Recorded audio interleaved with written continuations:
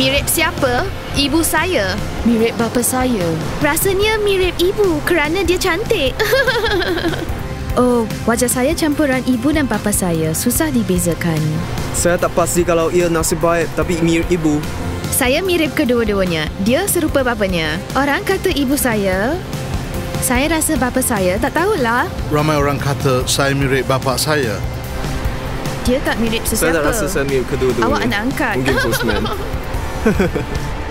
Saya mirip ibu saya kerana dia amat pintar. Hidung saya mirip dengan hidung ibu. Lesung pipi. Otot dada saya. Rambut kerinting saya.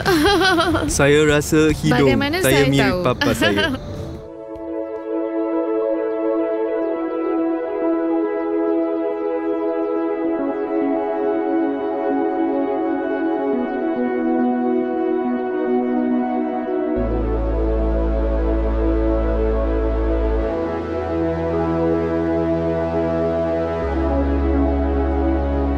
Menggambarkan perjalanan iman mereka dalam pelbagai cara. Yesus pernah bercakap dengan seorang pemimpin agama bernama Nikodemus dan berkata, "Saya berkata kepadamu, sesungguhnya jika seseorang tidak dilahirkan kembali, ia tak dapat melihat kerajaan Allah." Kata Nikodemus kepadanya, "Bagaimanakah mungkin seorang dilahirkan kalau ia sudah tua?" Jawab Yesus, "Saya berkata kepadamu, sesungguhnya jika seorang tidak dilahirkan dari air dan roh, ia tak dapat masuk ke dalam kerajaan Allah. Apa yang dilahirkan dari daging adalah daging, dan apa yang dilahirkan dari roh adalah roh. Janganlah engkau heran kerana saya berkata kepadamu, kamu harus dilahirkan kembali. Angin bertiup ke mana ia mau dan engkau mendengar bunyinya. Demikianlah halnya dengan tiap-tiap orang yang lahir dari roh. Ungkapan dilahirkan kembali sudah basi dan tidak mempunyai konotasi positif. Tapi Yesus ialah orang pertama yang menggunakan ungkapan itu.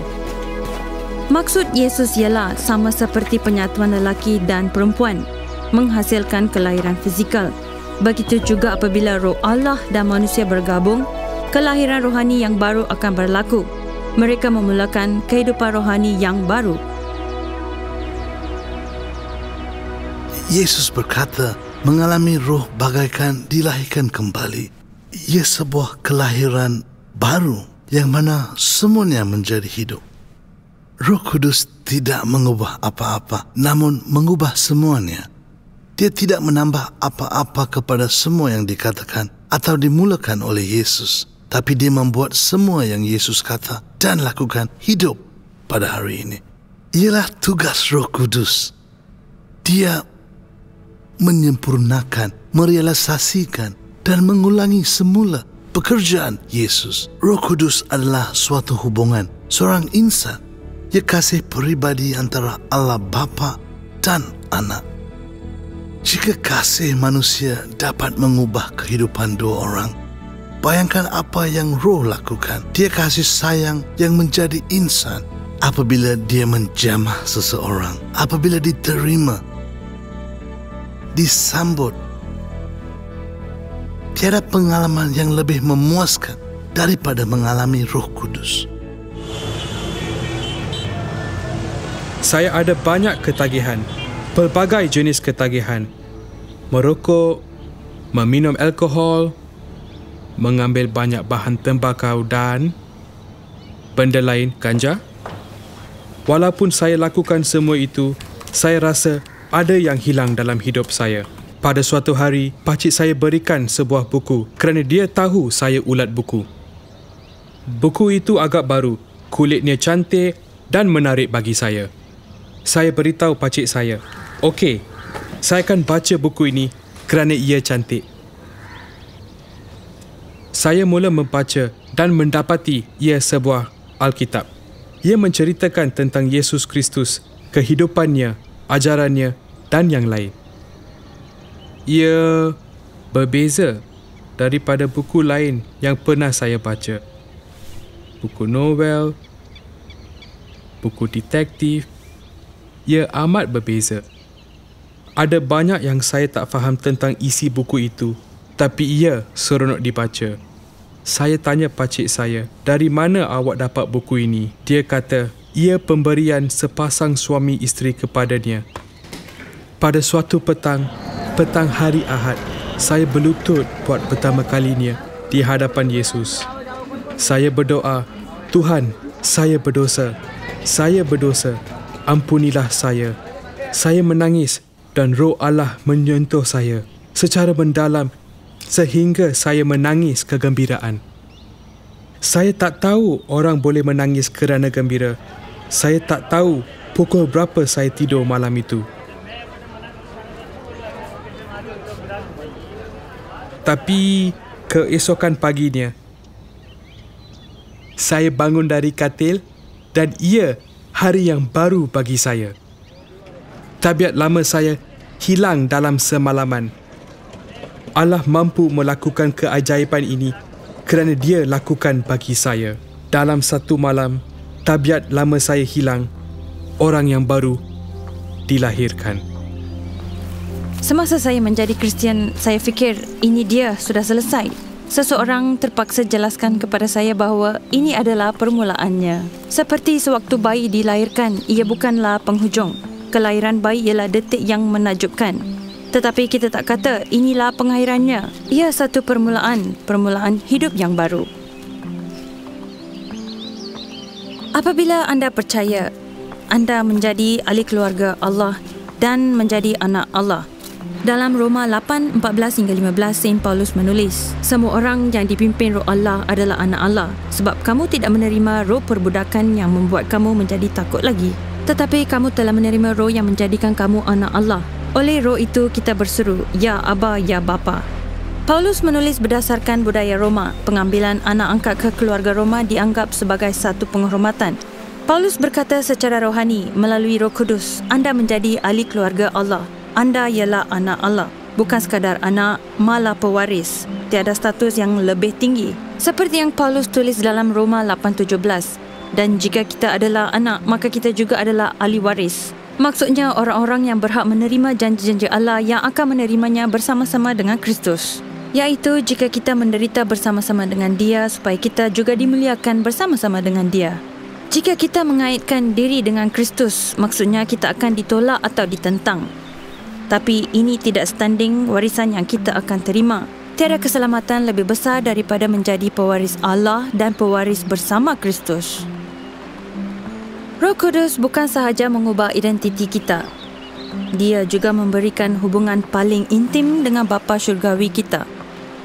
Roma 8:15 diakhiri dengan, oleh itu, kita berseru, Ya Aba, Ya Bapa. Sewaktu mendengar Aba, anda mungkin fikirkan kumpulan pop Sweden. Ia adalah perkataan Aramia yang sukar diterjemahkan. Maksudnya ayah atau bapa.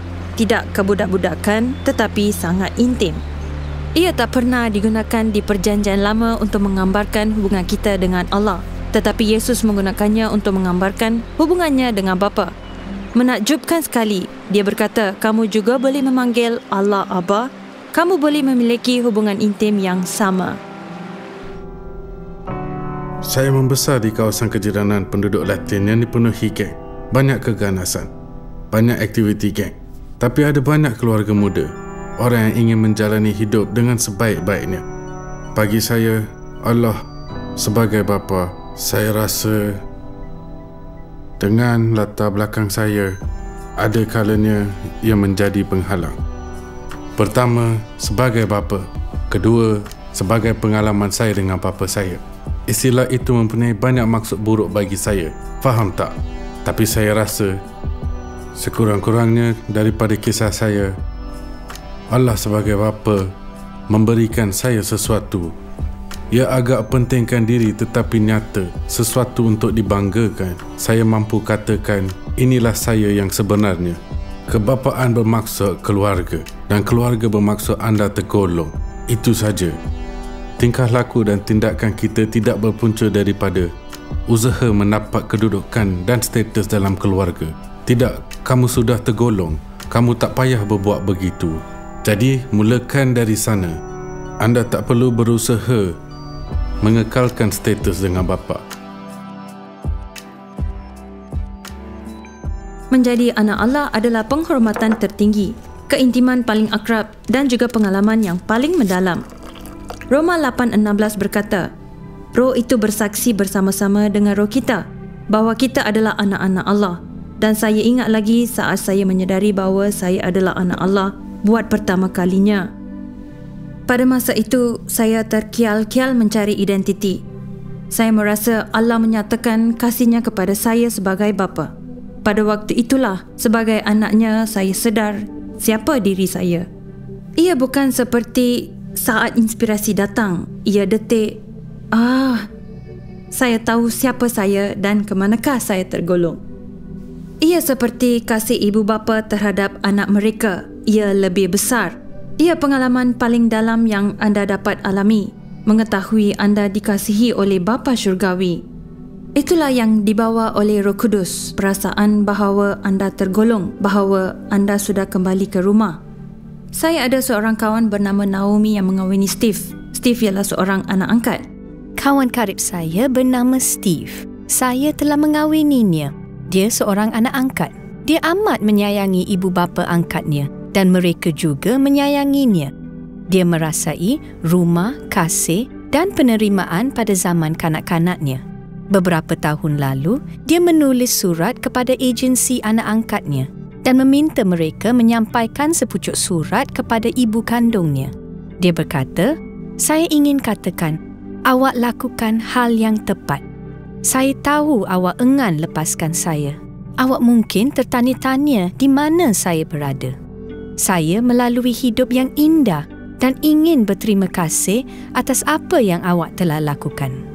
Pengangkatan sebenar adalah mengetahui anda diterima dan dikasihi, bahawa anda mempunyai rumah dan anda tergolong." Steve mengalami semua itu dalam keluarganya. Kadang-kadang dia lupa dia seorang anak angkat, walaupun ia ketara bagi kami. Roh Kudus bukan sahaja membuat kita selesa, tapi apabila kita meluangkan masa dalam hadirat Allah, Roh mengubah kita menyerupai Yesus. Pernahkah anda perasan semakin lama anda luangkan dengan seseorang, anda akan menjadi seperti mereka? Anda terikut-ikut kelakuan dan tabiat mereka. Paulus menulis, dan kita semua mencerminkan kemuliaan Tuhan dengan muka yang tidak berselubung. Dan kerana kemuliaan itu datangnya dari Tuhan yang adalah Roh, maka kita diubah menjadi serupa dengan gambarnya dalam kemuliaan yang semakin besar. Semasa menyerupai Yesus, Roh menanam sifat di dalam kita. Buah Roh ialah kasih, sukacita, damai sejahtera, kesabaran, kemurahan, kebaikan, kesetiaan, kelemah lembutan, penguasaan diri. Bukti Roh bekerja dalam hidup kita adalah kasih yang bertambah untuk Allah dan orang lain. Begitu juga sukacita. Sukacita berbeza daripada kegembiraan. Kita semua tidak dijaminkan kegembiraan sebagai orang Kristian kerana ada orang yang hidup dalam kesukaran dan kita semua mempunyai masalah. Tetapi perjanjian baru menjanjikan kita sukacita yang jauh lebih mendalam daripada kegembiraan. Selepas itu, kedamaian. Ia bukan kedamaian luaran tetapi kedamaian di tengah-tengah masalah dan kerisauan.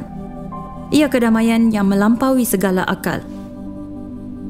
Roh Allah seakan-akan membawakan keserupaan keluarga. Sebagai anak Allah, kita berkongsi sifat-sifat Allah. Roh yang hidup di dalam kita membantu kita berkembang dalam hubungan dengan Allah dan menjadi rapat dengan Bapa di syurga. Efesus 2:18 mengatakan, oleh Dia, iaitu Yesus, kita kedua pihak dalam satu roh peroleh jalan masuk kepada Bapa. Melalui kematian Yesus pada salib, sekatan di antara kita dan Allah telah dilenyapkan. Kini, melalui Roh Kudus, kita boleh mendekatinya, kita boleh bercakap dengannya, kita boleh memahami firman-Nya sewaktu Dia mencelikkan minda kita. Saya fikir saya perlu memahami semuanya sebelum mulai percaya, tetapi ia sebaliknya. Salah seorang ahli teologi dan ahli falsafah teragung pada abad ke-11, Anselm dari Canterbury berkata, "Credo ut intelligam," yang bermaksud, saya percaya agar dapat memahami. Katanya, saya tidak berusaha untuk faham supaya dapat percaya. Saya percaya supaya saya dapat memahami. Selalunya apabila orang mengambil langkah beriman dan percaya kepada Yesus, mata mereka dibuka untuk memahami firman Allah dan Roh membantu kita mengembangkan hubungan ini.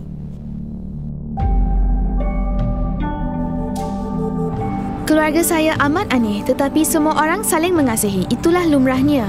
Mereka tahu saya diasuh dengan baik. Saya budak baik. Meskipun ibu saya membesarkan saya sebagai orang Kristian, saya dibenarkan menjadi diri sendiri. Dia tidak mengokong. Hal terbaik. Mereka menghormati pendapat yang berbeza. Bapa saya masih membayar semuanya. Mereka menghargai perbuatan orang lain. Hal terbaik ialah kami mengharungi saat yang sukar bersama-sama. Tak kira betapa sukanya. Tiada tekanan untuk berpura-pura. Roh Kudus membawa kesatuan dalam keluarga. Efesus 4 mengatakan, berusahalah memelihara kesatuan roh oleh ikatan damai sejahtera, satu tubuh dan satu roh. Sebagaimana kamu telah dipanggil kepada satu pengharapan yang terkandung dalam panggilanmu, satu Tuhan, satu iman, satu baptisan, satu Allah dan Bapa dari semua, Allah yang di atas semua dan oleh semua dan di dalam semua. Roh menyatukan hubungan dalam perkahwinan, keluarga dan persahabatan. Walaupun kesatuan tidak selalunya mudah, tapi Paulus menggalakkan kita berusaha. Kesatuan dalam gereja adalah amat penting, begitu juga kesatuan dalam gereja sejagat, Katolik dan Protestan, Ortodoks dan Pentekostal. Hal yang menyatukan jauh lebih penting daripada hal yang memisahkan kita.